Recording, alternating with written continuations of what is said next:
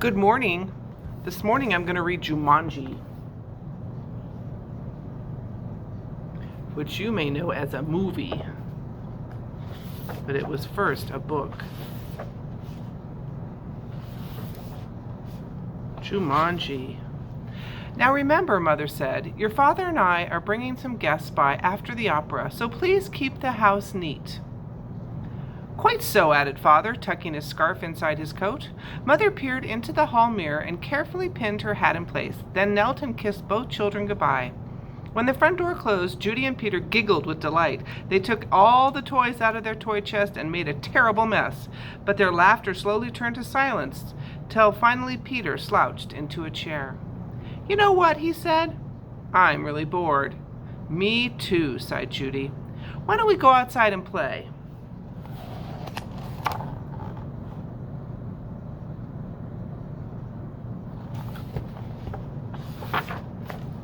Peter agreed, so they set off across the street to the park. It was cold for November. The children could see their breath like steam. They rolled in the leaves, and when Judy tried to stuff some leaves down Peter's sweater, he jumped up and ran behind a tree.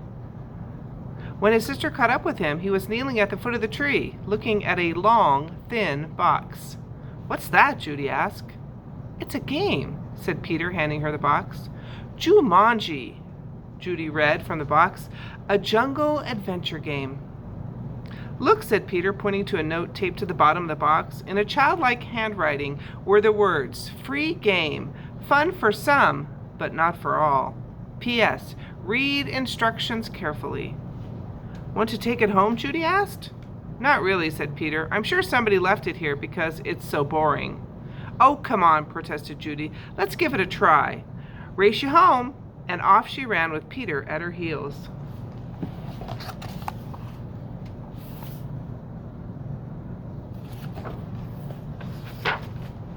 At home, the children spread the game out on a card table. It looked very much like the game they already had. There was a board that unfolded, revealing a path of colored squares. The squares had messages written on them. The path started in the deepest jungle and ended up in Jumanji, a city of golden buildings and towers. Peter began to shake the dice and play with the other pieces that were in the box. Put those down and listen, said Judy. I'm going to read the instructions. Jumanji, a young people's jungle adventure especially designed for the bored and restless. A. Player selects piece and places it in the deepest jungle. B. Player rolls dice and moves piece along path through the dangers of the jungle. C. First player to reach Jumanji and yell the city's name aloud is the winner. Is that all? Asked Peter, sounding disappointed. No, said Judy. There's one more thing, and this is in capital letters. D. Very important. Once a game of Jumanji is started, it will not be over until one player reaches the Golden City. So it does look just like an ordinary game.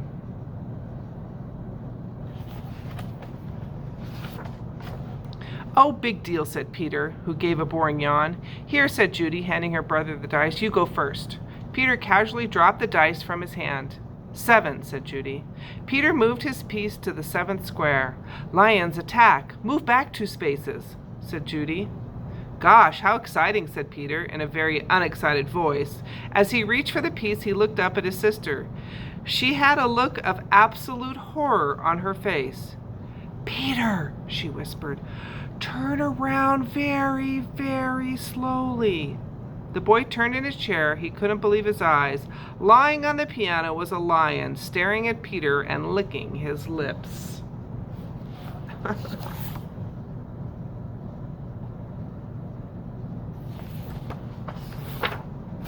The lion roared so loud it knocked Peter right off his chair. The big cat jumped to the floor. Peter was up on his feet, running through the house with the lion a whisker's length behind.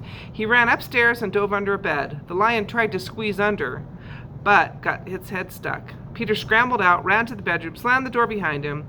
He stood in the hall with Judy, gasping for breath. I don't think, said Peter in between gasps of air, that I want to play this game anymore. But we have to, said Judy as she helped Peter downstairs. I'm sure that's what the instructions mean. The lion won't go away until... one of us wins the game.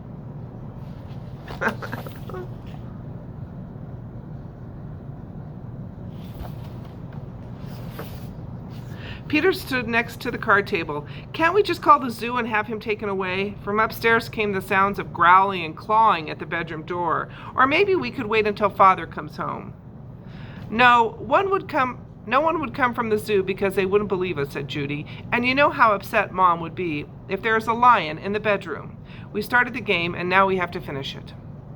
Peter looked down at the game board. What if Judy rolled a 7? There'd be 2 lions. For an instant, Peter thought he was going to cry. Then he sat firmly in his chair and said, "Let's play." Judy picked up the dice, rolled an 8, and moved her piece. "Monkeys steal food." "Miss 1 turn," she read. From the kitchen came the sounds of banging pots and falling jars. The children ran to see a dozen monkeys tearing apart the room.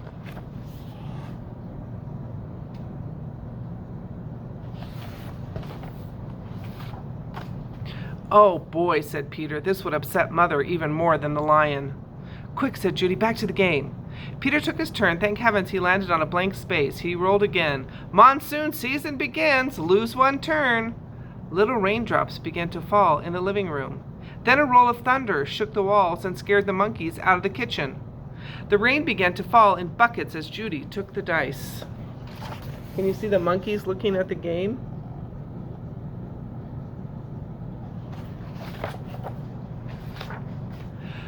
"Guide gets lost. Lose 1 turn." The rain suddenly stopped. The children turned to see a man hunched over a map.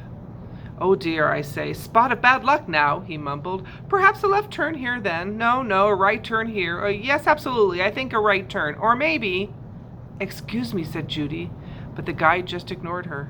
"Around here, then over. No, over here, and around this. Yes, good, then, and, Judy shrugged her shoulders and handed the dice to Peter.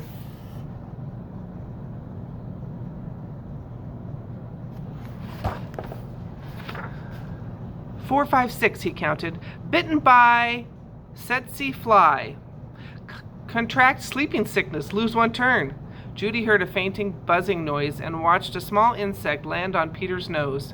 Peter lifted his hand to brush the bug away and then stopped, gave a tremendous yawn, and fell asleep. His head hit the table. Peter, wake up," cried Judy, but it was no use. She grabbed the dice and moved to a blank. She rolled again and waited in amazement. "Rhinoceros stampede. Go back 2 spaces."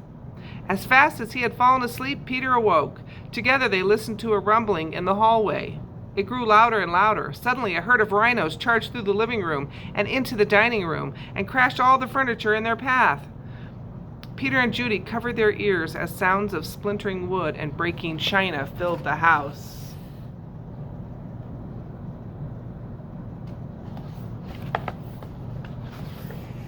Peter gave the dice a quick tumble.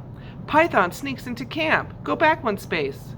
Judy shrieked and jumped up on her chair. "Over the fireplace," Peter said. Judy sat down again, nervously eyeing the 8-foot snake that was wrapping itself around the mantel clock. The guide looked up from the map, took 1 look at the snake, and moved to the far corner of the room, joining the monkey on the couch.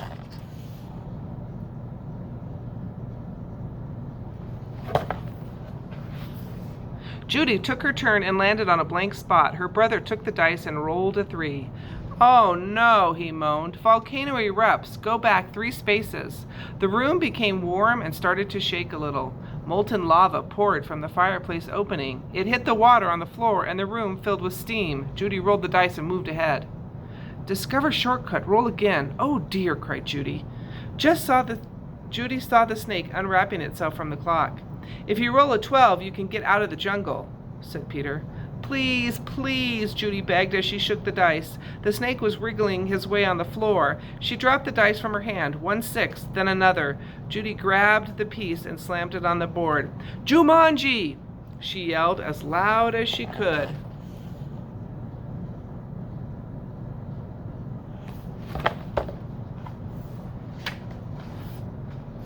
The steam in the room became thicker and thicker. Judy could not even see Peter across the table. Then, as if all the doors and windows had been opened, a cool breeze cleared the steam from the room. Everything was just as it had been before the game.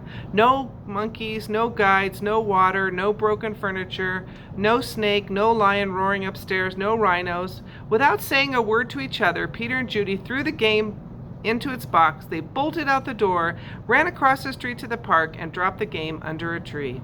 Back home, they quickly put all their toys away. Both children were too excited to sit quietly, so Peter took out a picture puzzle.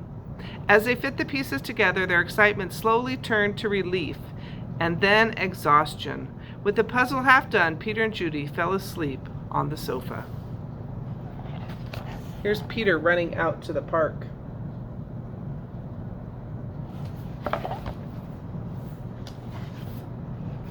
"Wake up, dears," Mother's voice called. Judy opened her eyes. Mother and Father had returned, and their guests were arriving. Judy gave Peter a nudge to wake him. Yawning and stretching, they got to their feet. Mother introduced them to some of the guests, then said, "Did you have an exciting afternoon?" "Oh, yes," said Peter. "We had a flood, a stampede, a volcano. I got sleeping sickness, and—" Peter was interrupted by adults' laughter. "Well," said Mother, "I think you both got sleeping sickness. Why don't you go upstairs and put on your pajamas? Then you can finish your puzzle and have some dinner."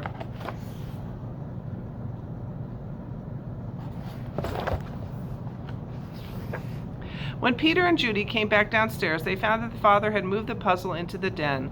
While the children were working on it, one of the guests, Mrs. Budwig, brought them a tray of food. "Such a hard puzzle," she said to the children. "Daniel and Walter are always starting puzzles and never finishing them." Daniel and Walter were Mrs. Budwig's sons. They never read instructions either. "Oh, well," said Miss Budwig, turning to rejoin the guests. "I guess they'll learn." Both children answered, "I hope so." But they weren't looking at Mrs. Budwig. They were looking out the window. Two boys were running through the park. They were Danny and Walter Budwig. And Danny had a long, thin box under his arm.